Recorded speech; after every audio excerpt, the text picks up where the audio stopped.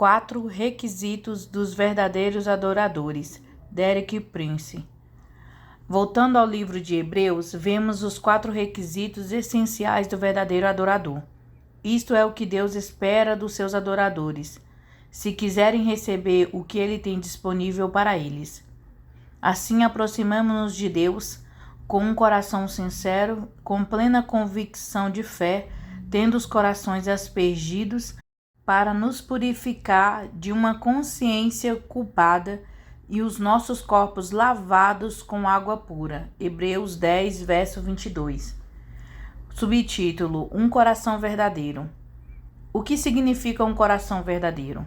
Eis a minha opinião: sinceridade, honestidade, lealdade, compromisso total, sem reservas. Esse é um coração verdadeiro. Se amo a minha esposa com um coração verdadeiro, eu amo-a totalmente. Em nenhuma circunstância eu pretenderia ser desleal a ela. Acho que uma palavra que precisamos restaurar no nosso vocabulário é lealdade. Para algumas pessoas, a lealdade tornou-se antiquada, fora de moda. Lealdade para com a sua família e lealdade para o seu país. O que era aquilo que fez João ficar de pé em frente à cruz, ao lado de Maria, quando todos os outros discípulos tinham fugido? Foi a teologia? Nem por um momento. Foi a lealdade. O que fez Maria Madalena ir ao túmulo nas primeiras horas da madrugada? Foi a doutrina? Não. Foi a lealdade. Ela foi ser leal a esse homem, mesmo que ele não fosse mais do que um cadáver brutalmente mutilado. Hoje já não parece haver muita lealdade entre alguns crentes. Temos que ser leais a Jesus e leais uns aos outros. Esse é um coração verdadeiro. Sei que deseja a verdade no íntimo, e no coração me ensina a sabedoria. Purifica-me com ensopo e ficarei pura. Lava-me e mais branco do que a neve serei. Faz-me ouvir de novo júbilo e alegria, e os ossos que esmagastes exultarão. Esconde o rosto dos meus pecados e apaga todas as minhas iniquidades. Cria em mim um coração puro, ó Deus, e renova dentro de mim um espírito estável. Salmo 51, versos 6 ao 10. A expressão sei que é dramática. Davi tem sido religioso durante um longo tempo, mas agora ele fez uma descoberta. Desejas a verdade no meu íntimo, e no meu coração me ensina a sabedoria. Creio que a verdade e a sabedoria andam juntas. Você não conhece a sabedoria oculta até ter a verdade no íntimo. A revelação da sabedoria escondida não se faz através da mente, mas através do coração sincero, verdadeiro e honesto. Quando o pecado faz o caminho em seu coração, ele não pode ser remendado, reparado ou modificado. Isso requer um ato criativo de Deus para lhe dar um coração puro. No Salmo 139, Davi estava falando sobre os inimigos de Deus e disse: Acaso não odeio os que te odeiam, Senhor? E não detesto os que se revoltam contra ti? Tenho por eles ódio implacável. Considero-os inimigos meus. Salmo 139, verso 21 e 22. Será correto para um cristão dizer isso? Algumas pessoas podem dizer sim e outras podem dizer não. Davi foi para uma fonte diferente. Sonda-me, ó Deus, e conhece o meu coração, e prova-me e conhece as minhas inquietações. Salmo 139, verso 23. Davi estava perguntando a Deus: existe algo dentro de mim que seja inimigo de Deus? Vê se há algo dentro de mim que seja oposto a ti. Você consegue convidar Deus para fazer isso? Não tenha medo. Quando se trata de confissão, digo às pessoas para se lembrarem de que elas não vão confessar nada a Deus que ele já não conheça. Não existirão surpresas. A confissão é por sua causa e não por ele.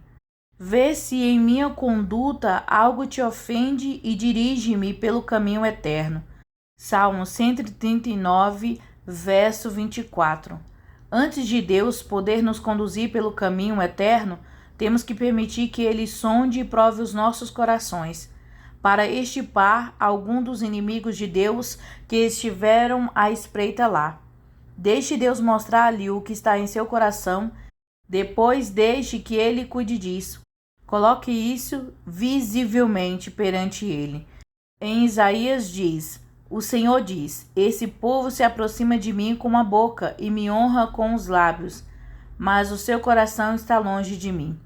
A adoração que me prestam é feita só de regras ensinadas por homens. Isaías 29, verso 13. Isso é religião sem coração.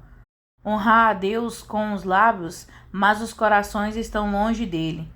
O grande pecado das pessoas religiosas foi aquele com o qual Jesus lidou mais severamente com os fariseus, a hipocrisia. Sabe o que é hipocrisia? A palavra vem de um vocábulo grego para ator. Religião é simplesmente falar ou proceder com fingimento. O teatro antigo utilizava vários tipos de máscaras. Quando um ator representava papéis diferentes, ele colocava máscaras distintas. A religião vazia coloca simplesmente uma série de máscaras. Isso é uma maneira de representar enquanto está na igreja. Você irá descobrir que muitas pessoas religiosas usam, de fato, um tom de voz diferente dentro da igreja. Quando elas oram, assumem uma voz artificial falsa. E Deus diz que Ele retira do hipócrita a capacidade de ver a verdade. Por isso, uma vez mais, deixarei atônito esse povo com maravilha e mais maravilha. A sabedoria dos sábios perecerá, a inteligência dos inteligentes se desvanecerá. Isaías 29, verso 14. Deus quer adoradores com um coração verdadeiro, não hipocrisia, não atos religiosos. Ele quer corações sinceros, leais e verdadeiros. Tenho ouvido dizer que traduzimos fé por obediência. Eu sugeria que traduzíssemos fé por lealdade. Lealdade a Cristo a qualquer custo. Acho que você irá descobrir que eles trabalham exatamente para isso. Subtítulo: Plenitude da fé. Assim, o primeiro requisito do verdadeiro adorador é um coração verdadeiro. A condição seguinte é a plenitude da fé. Você tem a plenitude da fé? Isso é um esforço ou uma luta? Você tem que se beliscar e dizer: estou cheio de fé? Não, fé é uma decisão. É por isso que não crer é um pecado primário. O que significa ter a plenitude da fé? Vejamos os Salmos. Por isso considero justos os teus preceitos e odeio todo o caminho da falsidade. Salmo 119, verso 128. Tudo que Deus diz é certo. Qualquer coisa que esteja em desacordo com ele é um caminho falso. Isso não é um sentimento ou emoção, é uma decisão. Pretendo estar de acordo com o que Deus diz. Quando fui salvo e batizado no Espírito Santo, numa caserna no exército, sem conhecer nada sobre a doutrina do Novo Testamento, agarrei-me a um fato. A Bíblia era o livro com respostas. Este é o livro que me diz o que aconteceu comigo.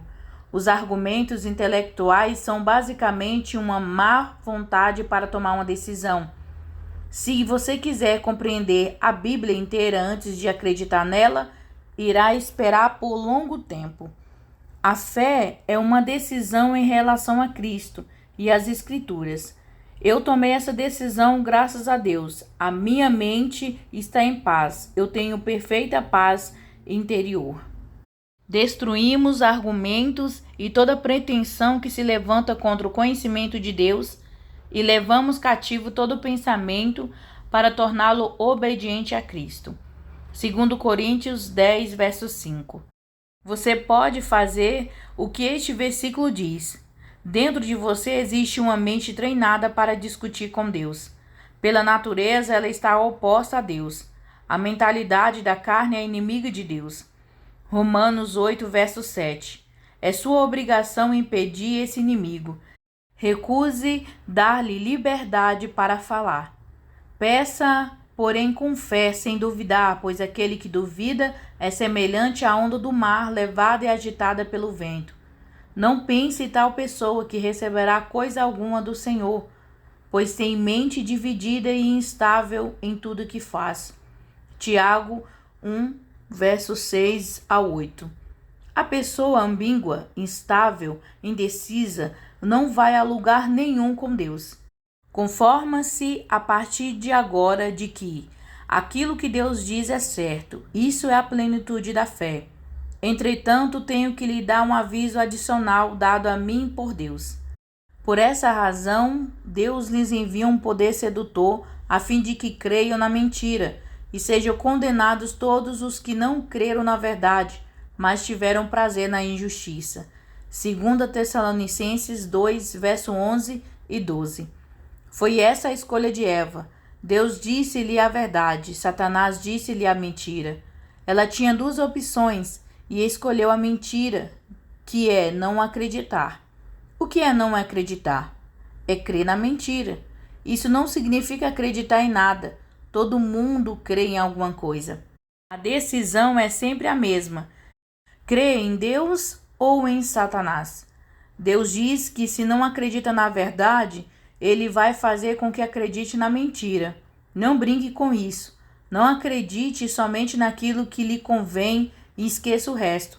A obediência incompleta é desobediência. A crença incompleta é incredulidade. Você pode receber a verdade ou permanecer no engano. Como o fim está próximo, essas são apenas as únicas opções disponíveis para o povo de Deus. Subtítulo: Corações aspergidos de uma má consciência. O próximo requisito do verdadeiro adorador é um coração aspergido de uma má consciência. Como agora fomos justificados por seu sangue, muito mais ainda por meio dele seremos salvos da ira de Deus. Romanos 5, verso 9. Romano diz que somos justificados pelo sangue de Jesus. Se você conhecer o meu ensinamento, conhece a minha definição de justificado, como se eu nunca tivesse pecado. E precisamente assim, justos, que nos torna o sangue de Jesus. Não existe a consciência de culpado para o pecado. Portanto, agora já não há condenação para os que estão em Cristo Jesus. Romanos 8, verso 1. Se confessarmos os nossos pecados, Ele é fiel e justo para perdoar os nossos pecados e nos purificar de toda injustiça. 1 João 1, verso 9. Amados, se o nosso coração não nos condenar, temos confiança diante de Deus. 1 João 3, verso 21. Por outro lado, se eu estiver condenado de algum modo dentro do meu coração, eu não tenho acesso a Deus. Se eu acalentasse o pecado no coração, o Senhor não me ouviria. Salmos 66, verso 8. Você tem que assumir uma posição de fé. Todos os meus pecados estão perdoados. Eu já confessei todos eles. O sangue de Cristo limpa-me de toda a injustiça. Estou justificado, como se nunca tivesse pecado. Você crê nisto? Eu creio.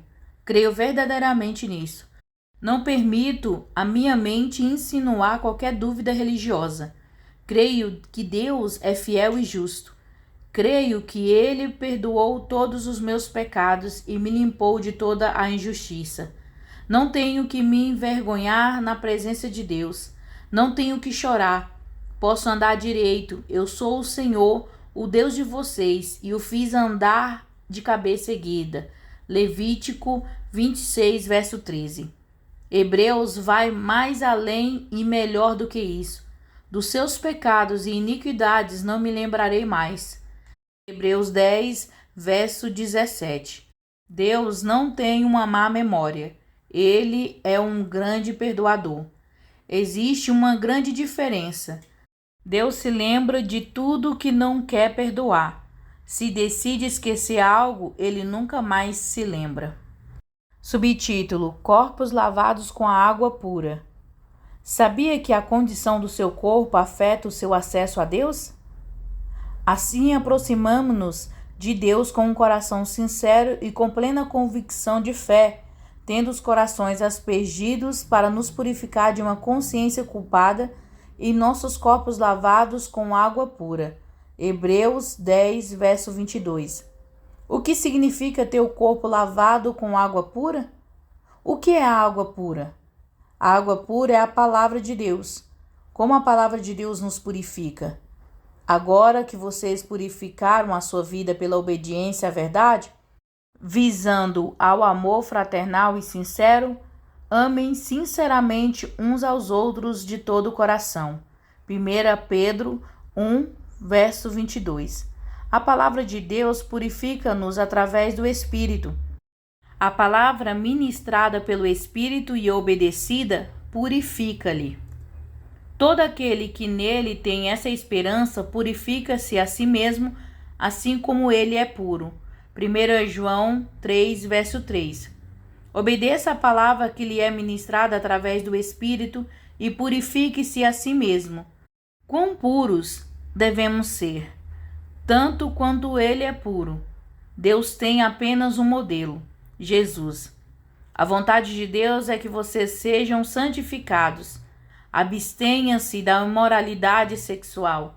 Cada um saiba controlar o seu próprio corpo de maneira santa e honrosa. 1 Tessalonicenses 4, verso 3 e 4. O seu corpo é o vaso, e a Bíblia diz que você sabe como manter esse vaso imaculado, puro e santo. Que o próprio Deus da paz o santifique inteiramente. Que todo o espírito, a alma e o corpo de vocês sejam preservados irrepreensíveis na vinda de nosso Senhor Jesus Cristo. 1 Tessalonicenses 5, verso 23. As Escrituras dizem que o seu corpo deve ser conservado irrepreensível até a vinda do Senhor. Isso é a santidade plena. Se o seu corpo não for conservado irrepreensível, seja o que for que isso signifique, não é santidade total. A vontade de Deus é que você saiba como ter este vaso em santificação e honra. Em 1 Coríntios 6, o tema principal é a importância do corpo. A maioria dos cristãos cresce achando que o corpo não é realmente assim tão importante. A Bíblia não diz isso. Por favor, preste atenção. Não é bíblico despreciar o seu corpo. Tudo me é permitido, mas nem tudo convém.